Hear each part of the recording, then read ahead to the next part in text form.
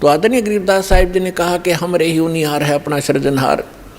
हुनिहार माने हमारे जैसी उसकी आकृति है, ऐसा उनका आकार है अपने सृजनहार का। तो इस प्रकार वो परमात्मा मनुष्य दृश्य है। वहाँ एक बहुत बड़ा गुम्बद बना हुआ है मंदिर नुमा, उसके सेंटर में परमात्मा का तख्त है, सिंहासन है, सिर पर छतर है। जैसे आप इस दास के ऊपर ये आर्टिफिशियल बना रखा भक्तों ने, ये देख रहे हो। और परमात्मा का वहाँ प्रकाश जो पूरे शरीर का बहुत ज़्यादा है। उस परमात्मा के एक रोम माने बाल, एक रोम कहो या रोमकूप कहो, क्योंकि शरीर से ही उनकी बॉडी से ही प्रकाश निकल रहा है, झलक रहा है, उसी से उसके रोम यानी बाल प्रकाशित हो रहे हैं। करोड़ सूर्य मिला दे, करोड़ चंद्रमा, तो भी एक रोम यानी बाल का प्रकाश ज़्यादा होगा। तो इतना तेज है उस परमेश्वर का। वहाँ पृथ्वी है सतलोक, जैसे धरती आप देख रहे हो ये ऐसी, वो केवल वाइट कलर की है, जैसे आप बालू रेत देखते हैं। तो वहाँ वो पृथ्वी का कैसा रंग है, और उस पर वर्षा हो जाती है, वो सेट हो जाता है, तो भी कलर वैसा ही रहता है। तो ऐसा उस सतलोक का भी प्रकाश है, वो भी सौ प्रकाशित है, जैसे हीरा प्रकाशित होता है। हीरे में अपने आप चमक होती है,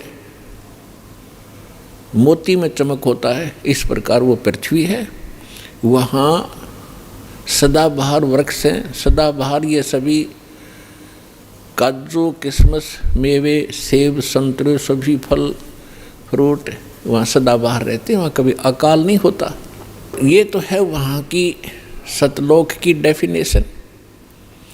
और परमात्मा कैसे हैं ये आपको दास बता ही रहा है कि मनुष्य दृश्य है, और वहाँ सृष्टि है ऐसी ही।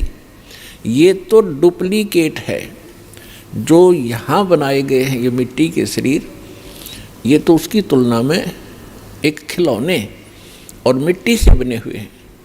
और वहाँ का जो शरीर आपका स्वर्ण का हो, जो कभी विनाश में नहीं आता।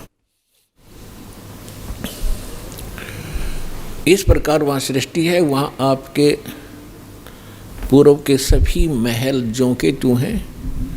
प्रत्येक व्यक्ति की एक विशेष टेंडेंसी है, एक वृत्ति है, जरा सा कोई अच्छी पोस्ट बन जाती है, उसको प्राप्त हो जाती है, या कोई धन चोखा मिल जाता है, बढ़िया कोठी बनाऊं, बहुत लंबी चौड़ी, ऊपर नीचे, और आगे पार्क हो, पार्क में फिर आगे बगीचा हो, एक साइड में तालाब हो, झूले डाल रखे हों, और फुहारे बनाता है आर्टिफिशियल के, कभी कभी फुहार भी डाल लूँ, तो ये बनावटी है। अच्छा, यहाँ तो एक और समस्या है, ये सारा कुछ किसी ने बना भी लिया तो 36 टेंशन साथ लिए रहता है। वो उस घूम रहा है बगीचे में और टेंशन है कहीं और, ये बिगड़ गया काम, वो बिगड़ गया काम, ऐसे ना हुआ वैसे हो जाएगा। तो उसने वहाँ एक डुप्लीकेट बना भी लिया तो भी उसका सुख प्राप्त नहीं है उसको, व्यक्ति को। और सतलोक के अंदर ऐसे ही बहुत लंबे चौड़े प्रत्येक प्राणी के अलग अलग महल हैं। वहाँ आपका परिवार होगा। आपको कितने अच्छे लगते हैं अपने माता पिता, भाई बहन, अंकल, चाचे, ताऊ और बच्चे, रिलेटिव। और यहाँ ठीक है, अच्छे तो लगेंगे क्योंकि अच्छे हैं। और कल मृत्यु हो जा, टक्कर मारते रहो, कभी भी जीवन में आप उनको नहीं देख सकते फिर। तो ये अच्छा लगते हुए भी व्यर्थ है। और वहाँ जाओगे आपके सारे सुख होंगे, वहाँ कभी मृत्यु नहीं होगी। कोई व्यक्ति नहीं चाहता मैं वृद्ध हूँ, वृद्ध अवस्था प्राप्त हूँ, बूढ़ा हूँ और बूढ़े हो गए। कोई नहीं चाहता मैं मरूँ और मृत्यु डेफिनेट। तो ऐसी धारणा क्यों आपकी? क्योंकि आप पहले ऐसे लोक में रहते थे जहाँ ना वृद्ध अवस्था है और मृत्यु नहीं है। वहाँ ये 5 तत्वों का बना हुआ पुतला नहीं है। इसमें कभी बीपी हाई है, कभी लो है, कभी राग खींच रहा है, कभी द्वेष। राग द्वेष वहाँ होता है जहाँ समानता नहीं होती, और वहाँ समानता है। एक परमात्मा को छोड़कर सबके एक जैसे बॉडी हैं, एक जैसा सबके महल हैं, एक जैसा खान पान है, कोई उसमें अंतर नहीं और कोई अभाव नहीं किसी वस्तु का। तो राग द्वेष और इस तरह के जो रोग होते हैं ये किसी त्रुटि के कारण होते हैं। तो आप जी उस स्थान को छोड़कर गलती से यहाँ आ चुके हो और यहाँ आपका कोई ठिकाना नहीं। जिन महापुरुषों को परमात्मा मिले उन्होंने बताया है, आगे गए ना बावड़े, बावड़े माने वापस नहीं आए। पहले जो चले गए उन्होंने आकर बताया नहीं हमारे साथ क्या बीती, और रहते भी सब जाही, बिन साहेब की बंदगी कहीं ठोर ठिकाना नहीं।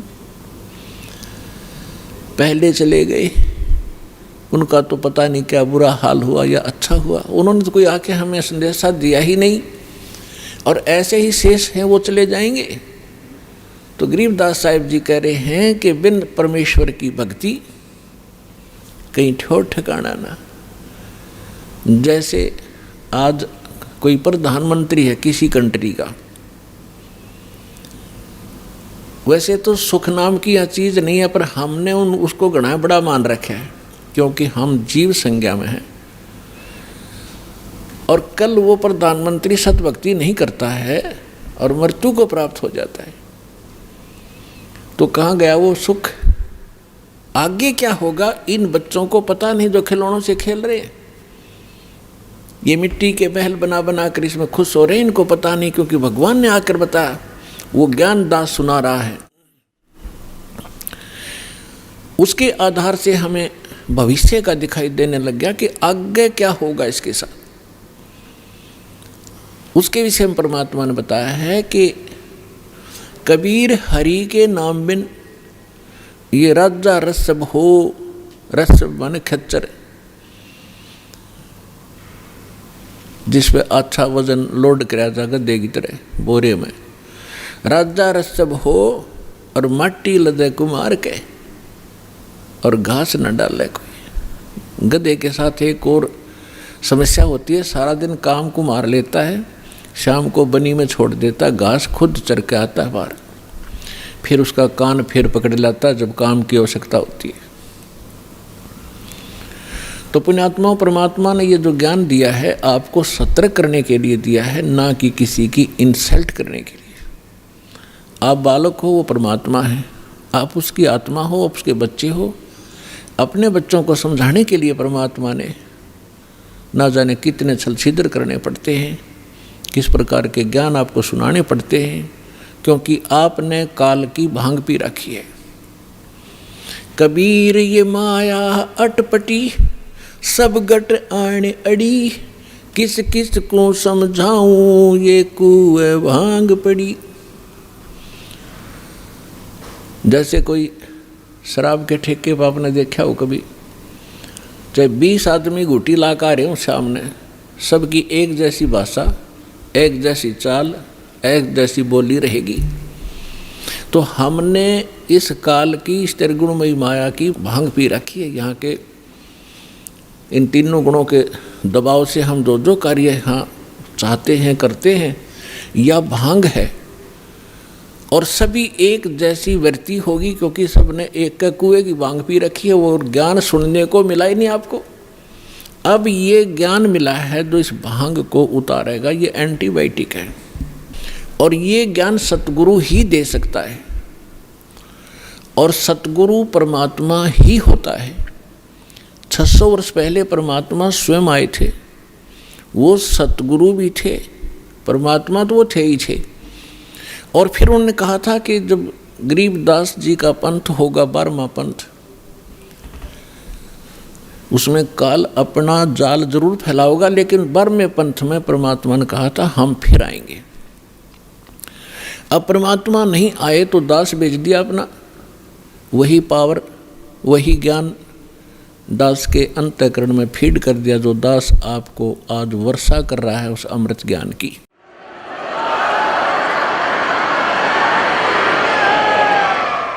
तो इस विश्व में वर्तमान में इस दास के अतिरिक्त कोई सतगुरु नहीं है, और सतलोक आश्रम बरवाला जिला हिसार के अतिरिक्त कहीं सत्संग नहीं है।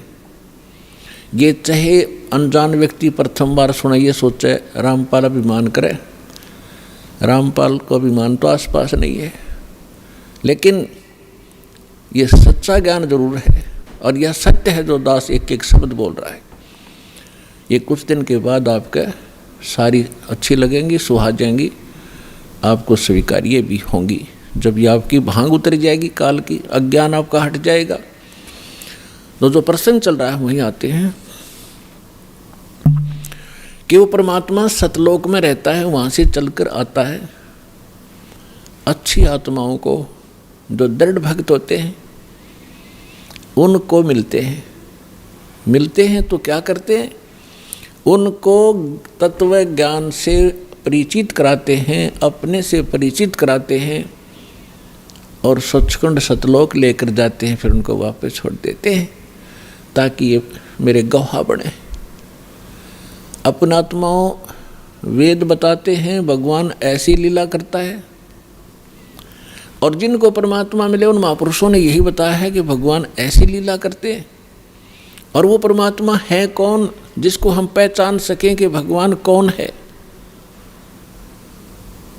तो जिन महापुरुषों के दास ने शुभ नाम अभी आपको गिनाए थे, उनमें से इन महापुरुषों ने सभी ने परमात्मा की गवाही दी है, एफिडेविट दिया है